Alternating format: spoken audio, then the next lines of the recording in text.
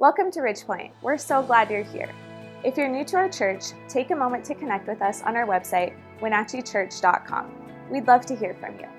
And if you're in the Wenatchee area, come join us in person sometime. We want to help you grow and connect. Thanks for listening today. Our prayer is that what you hear helps you take the next step in your journey of faith. Have you ever been in a situation that went from bad to worse like super quickly? Okay, all right, I figured. I've seen just in my own life, sometimes you're like, oh, I got a handle on this situation. And then 3 hours later, I'm like, what is happening? I don't know what's going on in this situation now, and I don't know what to do about it. Maybe it was with a vehicle. This is what it is like usually for me is I find something wrong with a vehicle, or I find something wrong with something, or with my computer, something technological, and I think to myself, oh, I've got this, and I start to try to fix it, and a few hours go away and or go through, and all of a sudden I'm like, I have no idea what is going on with this thing. It's just totally from bad to worse. I think it might have been because of me. I made it go from bad to worse, trying to fix it on my own. But I think we've all felt that kind of situation before. That situation has gone from bad to worse. Or maybe you've seen a situation that you thought, no one can help that situation.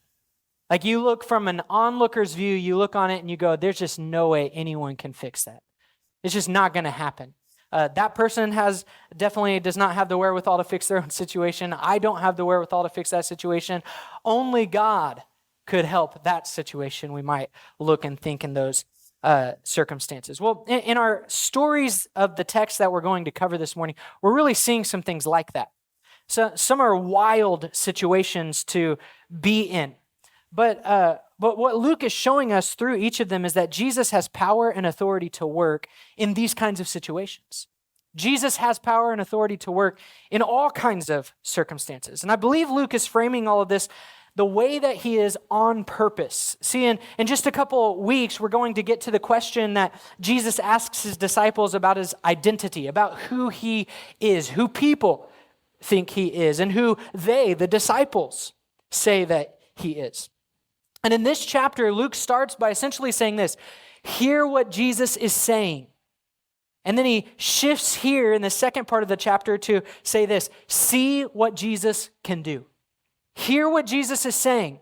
If we're going to see him clearly, hear what he is saying and see what he can do. And when we see what he can do, it will shape who we believe him to be. And it should, as we'll see toward the end of the message, it should affect our faith. It should. Seeing what Jesus can do should affect our faith. So let's start in verse 22 where things start to fall apart for the disciples and see what Jesus can do. First of all, we see that he calms what you can't control. He calms what you can't control. The disciples end up hearing Jesus say this, we're going to go to the other side of the lake.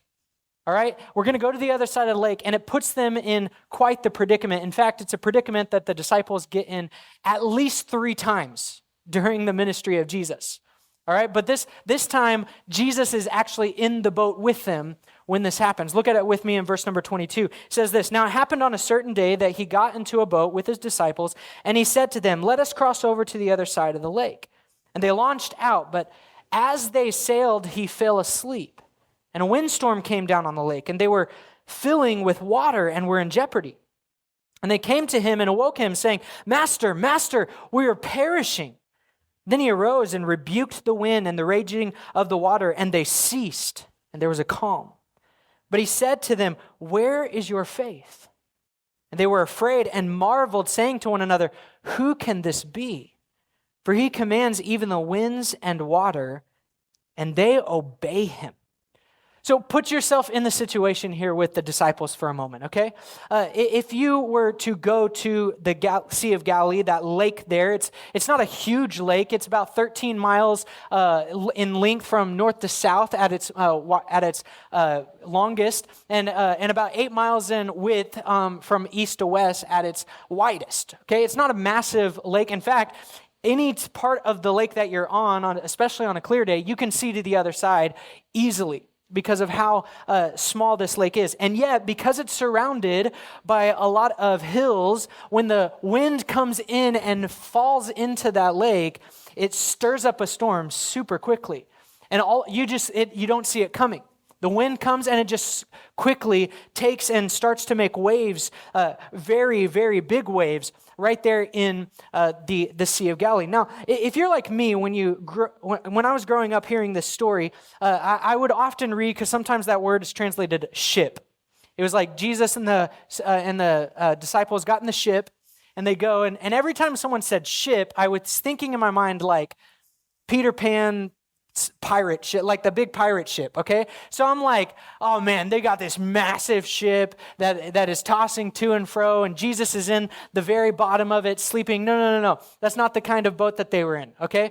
They were in what is now they call this the Jesus boat. If you go to Israel, you can see this, and it's not a boat that Jesus was actually in, but it's a boat that they can date to the time of Jesus, okay? What they could find of it. So this is about how big it is and about how wide it is. It's the same wood that it had when it was first built all the way back in Jesus' time, and they restored it and made sure that it all stuck together so that it didn't fall apart when they took it out of the water. And it's awesome. You can go look at it up on YouTube, how they got this thing out. It's super cool, okay? But look at it and picture 13 men in this boat, okay?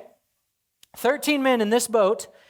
One of them is sleeping, and the other 12 are there just shooting the breeze, doing whatever, talking, and maybe figuring out, okay, what's the quickest way that we can get all the way to the other side like Jesus wants us to. And very quickly, a storm starts to come about in this area and in the sea. And so now this little boat with the weight of 13 men is being tossed to and fro through the water, and water is starting to get in the boat, it tells us. All right, I like to read the Bible with imagination, so there's not a lot of room to run around in one of these kinds of boats, but I still picture the disciples running around screaming like little girls. Like, ah! Right? Okay, like as they're going, because of what it says that they say when they come to Jesus. Okay, so they're sitting here freaking out at all of these waves and the water coming in. Meanwhile, dude's sleeping in the boat. Okay, Jesus over here. Okay, just snoring it. That's how I picture it, at least. Okay, that he's over here snoring, and they walk over to him and they start screaming. Okay, now first of all, again, put yourself in this. Who else would like to be woken up in this way? We're all dying. No one. All right. I thought about trying it to my kids this week just as illustration for the sermon. But no one would like to be woken up that way. They're screaming and saying, we're about to die, okay? But that's how they wake up Jesus. And I love it because Luke even writes it this way. Jesus wakes up, stands up, and goes, stop. He rebukes the wind and the waves, and boom, it's all calm. This week I often go to the park, and I do have a time of stillness or of meditation, just out at the park on a bench, look at the water, look at what's going on in nature, things like that. And this week, as I was there, I was trying to do that, but it was kind of loud because the workers were with the blowers, those just super loud, as I'm going through. And I thought it was just white noise. I didn't realize how much it was actually taking up my thoughts until it stopped. I just had this moment where I was sitting there and there's this loud blower noise, and then all of a sudden it stops and everything just went, it was like time froze for a second. It was just like, whoa, what just happened? And I can hear the birds chirping now, and I can hear the kids at the park way off in the distance having fun. And it just took me to this part of the text where it's like they're freaking out. There's so many thoughts going through the minds of the disciples. They're wondering why Jesus is sleeping and not worrying like they are. And they wake him up, and then all of a sudden, everything in their hearts, in their minds, in the situation around them is just boom. I imagine them being like dizzy for a second. Whoa, what just happened? It's quiet, it's calm. You're just standing there like everything that was just happening is no longer a problem. And it makes them wonder, who is this? Who is this? Who can command nature? And we're going to start to see things like this start to help them to see Jesus just a little more clearly. Who is this who can calm this storm? Now, just a few quick truths for us to consider in this story. First of all, following Jesus does not mean you will not face storms. Okay, think about it, where the disciples were. They are exactly where Jesus told them to be, and yet they still find themselves in a place where they feel like they're going under. And in that moment, their fear exposes something deeper. Their faith is small. And I think that can be true for us as well. We don't struggle with what's happening around us. We actually struggle with trusting who is with us in that struggle. Jesus stands up and with a word, he calms what they could not control, reminding them and reminding us today that he is present in our life and he has authority over what threatens our lives. So the question he asks them is one that we should ask ourselves this morning. Where is your faith? Where's your faith? Jesus calms what you cannot control. He has authority over the storm around them. But then Luke shows us that not only does Jesus have power over the storms around the disciples, he can calm the storms inside of a person. And it shows us that he conquers what you can't defeat. He conquers what you can't defeat. And we see that in the life of this demoniac in the area when they get to the other side of the lake.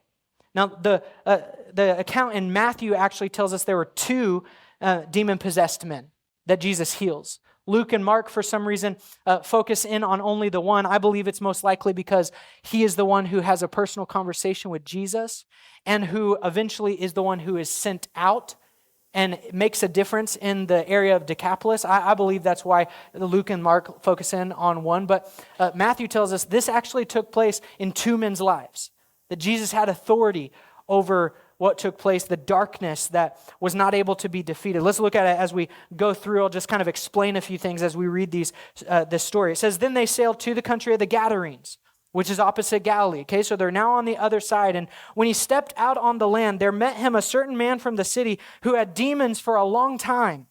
And he wore no clothes, nor did he live in a house, but in the tombs. So the night before, Jesus gets woken up by, we're dying. And his welcome committee when he steps out on land is a man who's bare naked, all right, screaming and doesn't live in a house. It says he sleeps next to the dead people. Okay, so it's just a pretty insane way to be welcomed, the welcoming committee here of Gadara. Okay, so then he shows up and it tells us this. When he saw Jesus, he cried out, fell down before him with a loud voice, said this, what have I to do with you, Jesus, Son of the Most High God? I beg you, do not torment me, for he had commanded the unclean spirit to come out of the man. So Luke tells us that when Jesus saw the man, he rebuked the spirit, the demons that were inside of these men. He rebukes them and tells them to leave. Okay? And so these demons speaking through the men back to Jesus says this, what have I to do with you, Jesus, Son of the Most High God? It shows us that even the demons recognized again his authority and his identity and who he was. But they ask him, they say, I beg you, do not torment me. One commentator said this, the demons have more belief in prayer than a lot of Christians do, because they believed if they asked this of Jesus that he would somehow actually obey or grant their request. They said, I beg you, do not torment me, because he had commanded the unclean spirit to come out of the man. For it had often seized him. The demons had often seized the man, and he was kept underground, bound with chains and shackles, and he broke the bonds and was driven by the demon into the wilderness. So it's telling us that this man, a lot of people, probably himself and the people of the area of Decapolis, of this area of Gadara here, had tried to restrain this man, had tried to fix this man in some way, had tried to defeat the darkness that was overcoming him, but none of them could. The chains were broken by these men. These literal chains were broken. They could not be restrained. He would break through them. And another part of Scripture tells us that he would take rocks and he would cut himself and hurt himself because of the demons that were inside him. And Jesus asks him in that moment, saying this, what is your name? And he said, Legion, because many demons had entered him. Some commentators even point to the fact that legion is the word that they would use for a set of Roman soldiers that was up to 6,000. Now, do we know if there were 6,000 demons inside of this man? We don't, but we know that they told them their name was Legion, and that the reason they said that was because there were many demons inside this man. And they begged him that he would not command them to go out into the abyss. Okay, so these demons know he has authority over us. Don't send us into the abyss. Now that we could go on a whole rabbit trail of what they might have been saying there, if you compare the word here, abyss, to the word that is used in Revelation and what is used in some Old Testament time texts and passages that show that most likely there were a lot of demons held in captivity for a really long time in the abyss, and at one point in the future will be let out, okay? They might have been saying, there's people already there. Don't send us there. Don't send us there, but they're asking Jesus in some way to have mercy on them, essentially. Now, it tells us this: a herd of many swine was feeding there on the mountain. So they begged him that he would permit them to enter them, and he permitted them. Then the demons went out of the man and entered the swine, and the herd ran violently down the steep place into the lake and drowned. So they go, don't send us into the abyss. There's some pigs right there. Can we go in them instead? And Jesus says, sure, go into the pigs. They go into the pigs run off the cliff and die in the water. Some of them probably hit some rocks on the way down. Okay, there's a lot of jokes, I've said them before about this. I'll just say one, okay? This is the first set of deviled pork that we ever see, okay?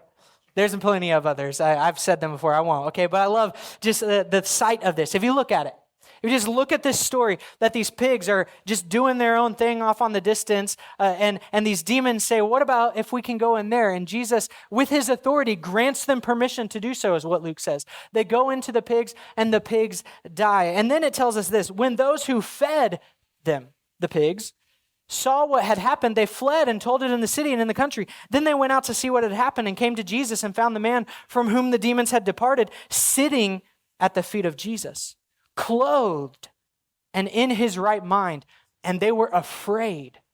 They come to see what had taken place, and they see this man who they had so many times before seen running crazy, who had been seen cutting himself, who had been seen in a crazy set of mindset and in a situation where he was naked all the time, and now they're seeing him in clothes, with a right mind, having a conversation, sitting before this man Jesus.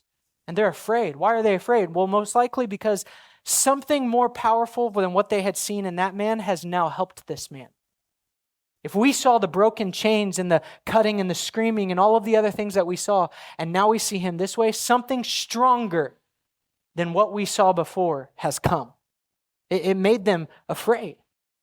And it says this: they also who had seen it told them by what means he who had been demon-possessed was healed. Then the whole multitude of the surrounding region of the Gadarenes asked him to depart from them, for they were seized with great fear, and he got into the boat and returned. So they see what happens. These pigs are now gone. Maybe they're annoyed by the fact that their livelihood has been interrupted. Maybe they're just so afraid of the power of this man having defeated the power that they had seen in the man before, that they needed or felt like they needed to tell Jesus to leave. But whatever all the reasons that could be, they asked Jesus, get out of here. We don't want you here. Go. And Jesus goes. But it tells us that the man from whom the demons had departed begged Jesus that he might be with him. But Jesus sent him away, saying, return to your own house and tell what great things God has done for you. And he went his way and proclaimed throughout the whole city what great things Jesus had done for him. So what are some things that we can learn here from this part of the story? This man, he's a picture of total bondage. No one could restrain him. No one could help him. No one could fix what was going on inside of him. And yet, the moment Jesus steps onto the scene, everything changes. What no human power could overcome, Jesus conquers with his own power and authority. So here's what we need to see. There is no level of darkness that puts someone beyond the reach of Jesus. What chains you cannot break, he can shatter. What the enemy intends for destruction, Jesus restores with purpose. And yes, sometimes his deliverance might disrupt the things that people care about. An entire herd of pigs is lost. A livelihood is affected here. And instead of rejoicing that a man has been set free, the people ask Jesus to leave. And listen, if we're not careful, we can do the exact same thing. We can pray for God to work, but when he works in a way that disrupts our comfort, our plans, or what we've built, we start to question what he's doing. But the real question is this: do we want Jesus to work, Or do we only want him to work on our terms? These people in the area, they wanted to see this man fixed. But when it started to affect their own livelihood, it started to make them question Jesus. But when Jesus truly sets someone free, it may cost something. But the truth is, it's always worth the cost. A life restored is always greater than anything lost. And the change in this man's life made a huge difference. Not just in his own life, in this whole region. I'll hit it on just very briefly now because I know we won't get to it in the book of Luke. But if you look at the other accounts in chronological order of Jesus' life, what you actually find out is that now Jesus is sent away. But the next time he ends up in this region, throngs of people are coming to him asking for healing, asking to hear his teaching, asking to see his power work in their life. What's the difference? I believe the difference is this man. The Bible doesn't tell us this is the difference, that this one man made the difference, but the only thing we have in Scripture is this. One man is changed. Jesus tells him to go into the region and tell people about what he did, and the next time Jesus comes, other people want that to happen in their life. Don't underestimate the story that you have of Jesus' change in your life, the change that Jesus has brought to your life, the testimony that you have of what God has done in your life could be the very thing that moves someone else to seek after what he might be able to do in their life. This man's life changes not only his own and his own family, but the city. And it tells us in, I believe it's the Mark account, that all of Decapolis is told 10 cities in the region, huge cities, the major cities of that area are all told about what happened in this man's life. They all knew how he was before. They all see how he is now. And they're hearing that the change was this man, Jesus. And that shifts something in the way that I believe Jesus is then received the next time he comes here. They see the change in this man. Jesus conquered what this man could not defeat and what all the others who had tried to help him could not defeat. Jesus conquered it. Okay, so we've seen Jesus calm a storm, displaying authority over nature itself. Then Jesus displays his authority over the forces of spiritual darkness. But now the scene shifts again. We go from a man who everyone could see was broken to a woman in a crowd that no one even notices. And it's really one story with two different miracles that we're going to see here. Let's focus in on what Jesus does for this woman. It shows us that he heals what you can't fix. He heals what you can't fix. Look at it with me in verse number 40. It says this, "So it was when Jesus returned that the multitude welcomed him, for they were waiting for him. And behold, there came a man named Jairus, and he was a ruler of the synagogue, and he fell down at Jesus' feet and begged him to come to his house, for he had an only daughter about 12 years of age. She was dying. But as he went, the multitudes thronged him." So real quick, Jesus gets back to the other side in Galilee, and people are ready for him. They're ready for him back on that side to see him do some things and hear what he has to say. And it tells us there's a specific man named Jairus. This man, Jairus, was the ruler of the synagogue. What that means is that in this town that he was in, he would have funded a lot of the things that took place in the synagogue. A lot of times the ruler of the synagogue was actually Roman. They weren't necessarily Jewish. They were someone who was put over that area to work with the Jews in their worship of the synagogue. But Jairus here, it tells us he's the ruler of the synagogue. That tells us he funded some things. He scheduled the special speakers that took place. So earlier when we see Jesus speaking in the synagogue in this area, Jairus would have been the one who would have said, hey, come in and speak at this. And he would have been the one for any traveling rabbis that he does that with. And he would have worked very closely with the Pharisees in that town. Which is why him coming to Jesus for help actually may have been a huge act of courage. He works very closely with the Pharisees. And at this point in Jesus' ministry, the Pharisees are already trying to figure out how they can get rid of Jesus. And here Jairus comes to Jesus for help. And it tells us Jesus starts to walk with him to his house to help his 12-year-old daughter. And as he is walking, a huge crowd begins to press in. And it says this, "Now a woman having a flow of blood for 12 years, who had spent all her livelihood on physicians and could not be healed by any, came from behind and touched the border of his garment. And immediately her flow of blood stopped. And Jesus said, "Who touched me?" When all denied it, Peter and those with him said, "Master, the multitudes throng and press you, and you say, 'Who touched me?'" But Jesus says, "Somebody touched me, for I perceived power going out from me." Now when the woman saw that she was not hidden, she came trembling, and falling down before him, she declared to him in the presence of all the people the reason she had touched him, and how she was healed immediately. And he said to her, "Daughter, be of good cheer. Your faith has made you well.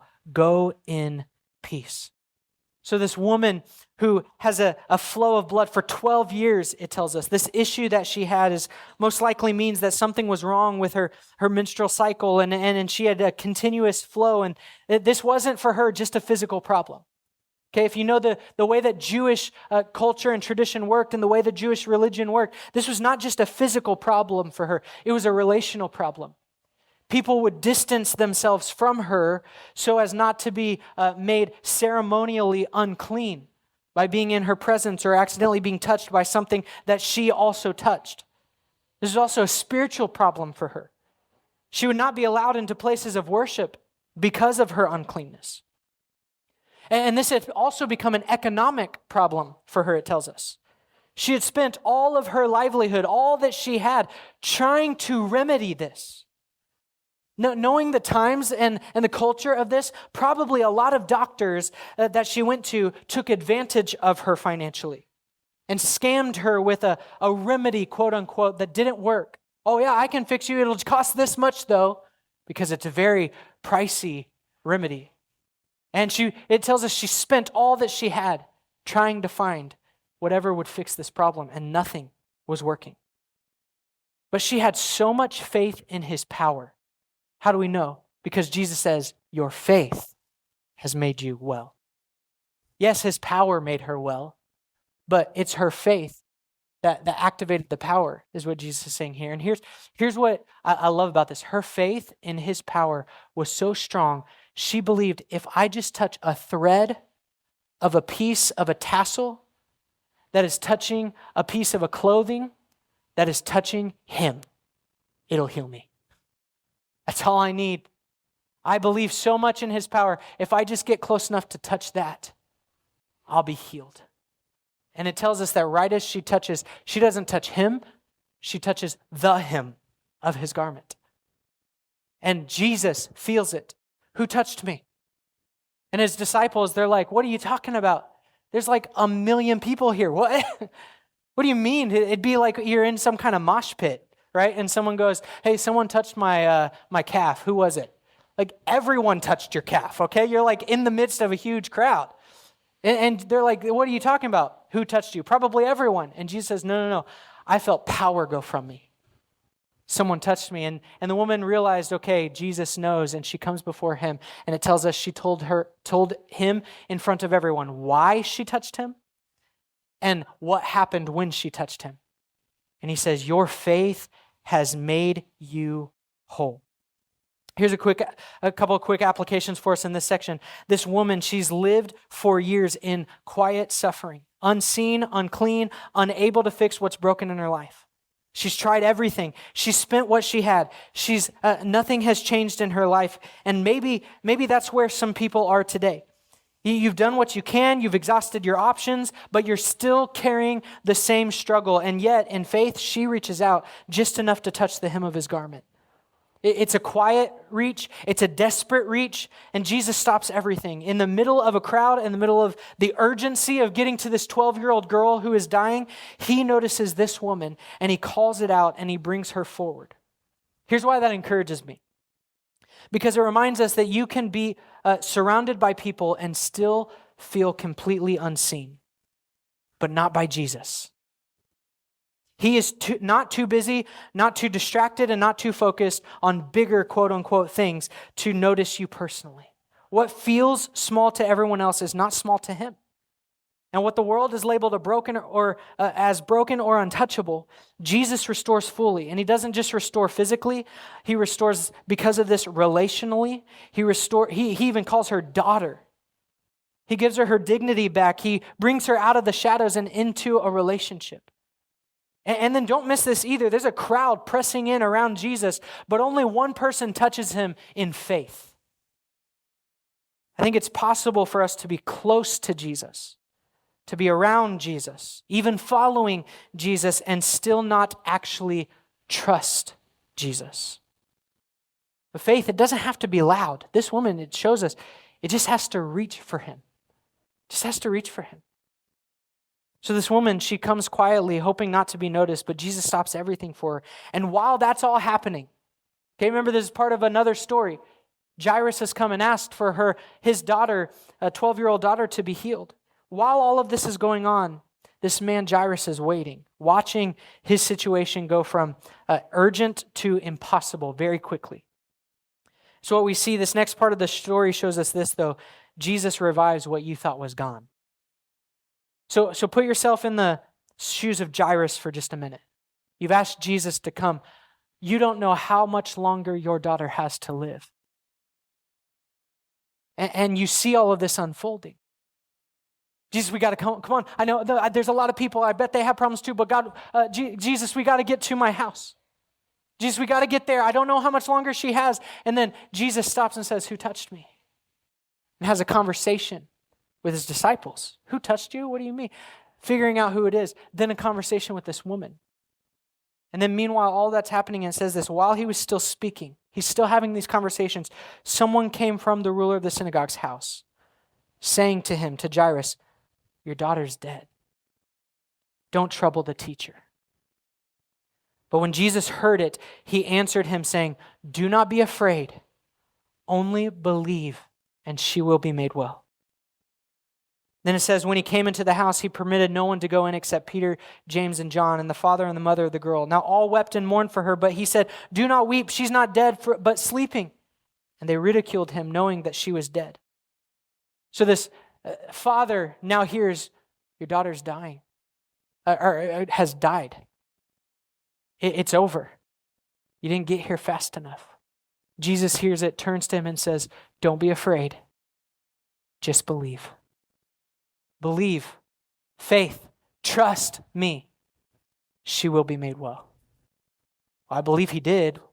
Why do I believe that? Because they kept going to the house.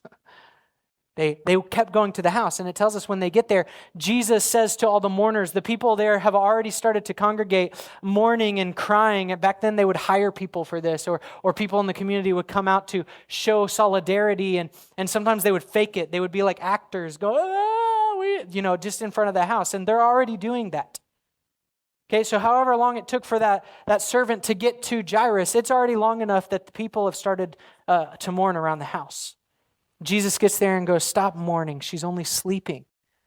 And then their mourning turns to laughing at him. Yeah, we know what dead looks like. She's dead. She ain't sleeping. This man's crazy. And Jesus goes, okay, you're not going to see this. Mom, Dad, Peter, James, John, come with me. Goes in the house. Everyone else out of the house, brings them in there. And then it tells us this. It says, he put them all outside, took her by the hand and called, saying, little girl, arise. Then her spirit returned, and she arose immediately and commanded that she be given something to eat, and her parents were astonished, but he charged them to tell no one what had happened. So he goes in there, takes her by the hand and says, little girl, get up. Get up. And they see her get up, resurrect. No doubt because of the sickness, she hadn't been eating very much. And so Jesus says this, now get her some food. Let's strengthen her a little bit. Okay, let's get her some food. She hasn't eaten in a while. Let's go. But don't tell a bunch of people of what happened. Now, that's going to be hard because there's a lot of people that know she's dead waiting right outside, still probably mourning because they think he's crazy. And so they're going to have to be told, at least, look at, she walks out the house. She's not dead. He resurrected her. And then they give her food, and they what it tells us in the next portion, I believe it's in the Matthew account, might be the Mark account of this, that then the word actually starts spreading, maybe not by these parents because they were told by Jesus not to, but the word starts spreading very quick of what just happened. Jesus raised this girl from the dead.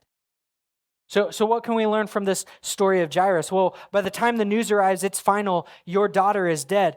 From a human perspective, the moment has passed, the opportunity is gone, and hope is over.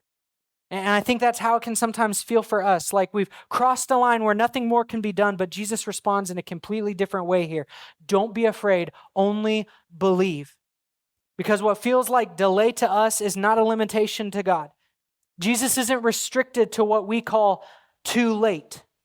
And don't miss this, Jairus has just watched Jesus stop for someone else. He came with urgency and desperation, believing that Jesus could heal his daughter. And on the way, Jesus pauses for a different need and a different miracle. When I think of that, I can almost feel the tension in Jairus' mind. Why her? Why now? That was my miracle. That was supposed to happen for me and my daughter. And I think if we're honest, we might have felt like that before. When God is moving in someone else's life, sometimes in the very way that we've been asking him to move in our life and wondering, God, what about me? But what Jairus didn't know yet is that Jesus isn't giving him less than he asked for. He's preparing to do more than he even imagined Jesus could do. Jairus came hoping for healing, but Jesus is about to bring resurrection. So what feels like delay is actually setting the stage for something greater. The same might be true in your life. So Jesus walked into the room, speaks a word, and life returns. And in that moment, we're reminded that even death itself is not final in the presence of Jesus. What we think is gone, what we think is over, what we think is beyond hope is not beyond him. Okay, so we can see what Jesus can do.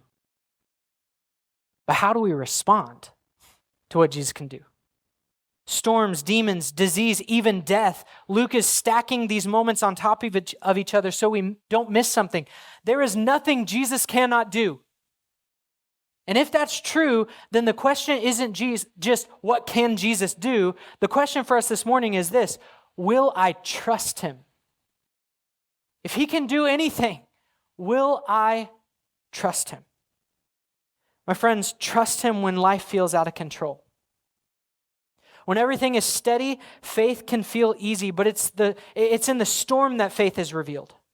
When the plans unravel, when the future feels uncertain, when you're carrying responsibilities you don't know how to manage, when the pressure builds and you feel like you're about to be overwhelmed, trust him there. Trust him when your schedule is full but your soul is empty. Trust him when the finances don't line up, when the decision in front of you feels bigger than your wisdom, when the situation around you is loud and chaotic. The disciples, they thought they were perishing. And we can sometimes feel like that too. I'm dying, I'm drowning in here, Lord. And all the while, Jesus was in the boat with them. And he's with you too. He's not distant. He's not unaware. He's not uninvolved. The same voice that spoke peace to the storm still holds authority over what feels out of control in our lives. So don't let the chaos determine your confidence. Let Jesus' presence do that and trust him. Trust him when darkness is overwhelming. There are moments when what you're facing isn't just difficult, it's heavy, it's spiritual, it's persistent. Patterns you can't seem to break. Thoughts you don't want, but you can't shake. Temptations that keep circling back. Situations where you feel outmatched and unsure how to move forward. And in those moments, it's easy to feel like you're stuck, like nothing is changing, like the weight is too much, like nothing will be able to break these bonds. But the passage reminds us that no darkness is beyond Jesus' authority. The man here in this region was completely overtaken by these demons, and yet Jesus spoke and everything changed. What you cannot defeat, Jesus can conquer. What feels deeply rooted in your life is not immovable to him. You're not left to fight alone. You're not at the mercy of what overwhelms you. Bring it into the light. Call out to him. Trust him with what feels too strong for you because it's not too strong for him. He can conquer it. Trust him when he disrupts your livelihood. Sometimes we ask God to work, but we already have in mind what we want him to do or how we want him to do it. We want the breakthrough without the cost. We want the change without some kind of disruption in our life. But in this story, the man is set free and it comes at the loss of something valuable to the people around him. And instead of celebrating what God has done, they focus on what they've lost. And I think that tension can still exist in our lives. Following Jesus may affect your job, your comfort, your plans, your sense of security. Obedience may lead you to say no to opportunities others would take. It might cause you to give in ways that stretch you. It might make you step into something uncertain. And in those moments, you have to decide, do I want Jesus to work or do I just want him to work in a way that leaves everything else in my life untouched? Because when Jesus moves, it might rearrange some things. It might cost something, but what he does is always worth it. A life changed, a heart restored, a soul set free. Those things matter more than anything that we might hold on to. So when following him disrupts what feels stable, don't push him away. Trust him. Trust him when you feel forgotten and used. There are seasons where you carry things quietly. You show up, you might serve, you give, you endure, and it feels like no one really sees. You might feel overlooked, like your needs come second, like your story isn't important as what is happening around you, maybe in other people's lives. That woman, though, she had lived this reality for years. She had been pushed to the margins, dealing with something that she couldn't fix, and yet in a moment of quiet faith, she reaches out to Jesus, and he noticed. He stopped. He called her forward. He spoke to her personally. And that's what you need to remember. Jesus sees what others don't. He notices what others miss. He's not measuring your life by visibility or recognition. He's attentive, present, and personal. And even when it feels like you've been in the background for a long time, your faith is not unseen to Jesus. Keep reaching, keep trusting. He knows you and he will not overlook you. Trust him when all seems lost. When all hope seems lost. There are moments when something shifts and it feels final. A door closes. A relationship breaks. A diagnosis comes. A dream fades and everything in you feels it's too late now. That's where Jairus found himself. He came believing Jesus could help, but then the message came that it was over. And yet, Jesus speaks into that moment with calm authority. Don't be afraid. Just believe. Because what feels final to us is not final to Jesus. What feels like the end of the story is not the end when Jesus is present. He's not limited by outcomes or by what others say is possible. He steps into places that we have written off, and he brings life where we didn't see any. So when you're standing in that place, when it feels like hope has slipped away, hold on to his word. Keep believing. Keep trusting, because even in those situations, the truth is this, he is able. He's able. And when you step back and you see all of this together, storms, darkness, disruption, silence, even death, the message becomes clear for us this morning. There is no situation where Jesus is not sufficient. There's no situation in your life where Jesus is not sufficient. There is no moment where his authority does not reach.